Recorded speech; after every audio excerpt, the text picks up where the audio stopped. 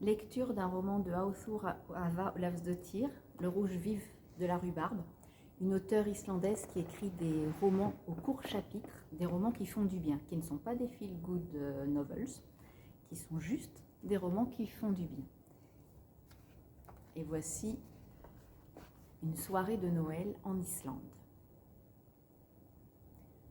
Un chant fendit l'air sur les têtes des paroissiens endimanchés. C'était la femme du président de la congrégation qui s'accompagnait à la guitare. Au-dessus de l'autel, le sauveur aux boucles d'or était suspendu dans un cadre impressionnant. Quelqu'un avait laissé la porte entr'ouverte sur le fjord obscur et la neige entrait en tourbillons saccadés, couvrant le sol de l'église d'un fin résidu blanc. Au cours des 7 dernières années, 3 miracles s'étaient produits lors de la célébration de Noël de la congrégation. La dernière fois, transportée dans son lit à la maison de Dieu, une vieille femme depuis longtemps malade et grabataire avait témoigné que la parole du Christ résidait en son cœur, se levant soudain pour s'avancer devant les fidèles et se hisser sur la pointe des pieds, les bras lentement levés, comme une vague qui se dresse dans la mer. Quand elle a pris, pour ainsi dire, son envol sous les yeux des fidèles, elle avait une envergure extraordinaire, dit Nina. L'église était bondée de gens emmitouflés, assis épaule contre épaule, et d'autres debout à l'arrière de la nef. Tout en longueur, la bouche ouverte, le pasteur surplombait du haut de la chaire les 2 premiers rangs durant son sermon. Collectionneur de poupées en costume folklorique, il s'intéressait particulièrement à la Seconde Guerre mondiale. La fraise amidonnée qui lui enserrait la gorge semblait étrangler sa voix au début de chaque période, mais elle parvenait ensuite à jaillir et à se faire entendre, bouclant les phrases sur une note haute. Il est dit dans l'Épître aux Romains que tous ont péché et qu'il leur manque la gloire de Dieu. Amen. Le pasteur cherchait quelque chose à tâtons sous sa chasuble. On entendit un froissement de papier. Agustina le vit gober un bonbon. Elle fut la dernière à se remettre sur pied au moment où l'assemblée se leva, parvenant tout juste à tenir debout lorsque les gens se rassirent une fois la communion reçue. C'était dur, assurément, mais la guitare était une compensation.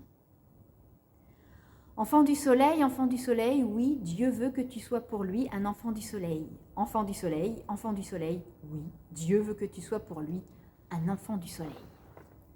Après l'évangile de la Nativité, le pasteur évoqua les vues divergentes des hommes d'église sur la question de savoir si l'âme était esprit ou chair, en 2 ou en 3 dimensions. Il empoignait si fort le bord de la chair qu'il en avait les phalanges toutes blanches. La plupart des fidèles lui concédaient volontiers que la tête où réside l'âme était la partie du corps la plus importante, plus que les pieds par exemple. Le pasteur était descendu de la chaire dans la nef d'où il s'adressait à l'assemblée. Personne, en revanche, n'était d'accord sur la question de savoir si l'âme avait une forme ou une couleur définie, comme par exemple le cerveau, qui, chez la majorité, est de couleur rose pâle. Du vaisseau central, il se rendit à la marche du chœur, sur laquelle il s'assit, tirant son micro au bout d'un long câble. Le son grésillait. Agustina sentit qu'on se frayait un passage derrière sa travée. Un instant plus tard, quelqu'un lui tirait légèrement les cheveux. Elle se retourna et Salomon lui fit un grand sourire. « Je me suis dit que je te trouverais ici, en train d'écouter des histoires à faire peur. » Et il se déplaça aussitôt, quittant son banc pour venir s'installer au bout de celui d'Agustina, juste à ses côtés. Les yeux fermés, Nina avait l'air d'être spirituellement absente. Salomon portait un pantalon bleu. Les cuisses des jeunes gens se touchaient. Il fouilla dans sa poche et en sortit un petit paquet. « C'est fait maison, tu l'ouvriras plus tard. »« Tu auras ton cadeau après, » répondit-elle.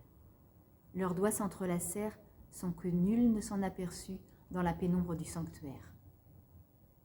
Les fidèles endimanchés se levèrent en silence. Les rangées se mouvaient au son de la guitare vers le portail donnant sur le fjord, où les glaces flottantes approchaient lentement. Dans un tablier bleu qu'un gros nœud attachait derrière sa nuque, Vermunthur les accueillit sur le seuil éclairé de la maison.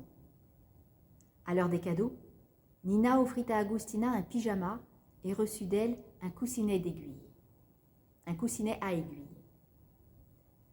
Plus tard dans la soirée, lorsque les invités prirent congé, Salomon avait une écharpe rouge tricotée autour du cou et Agustina un pendentif fait main.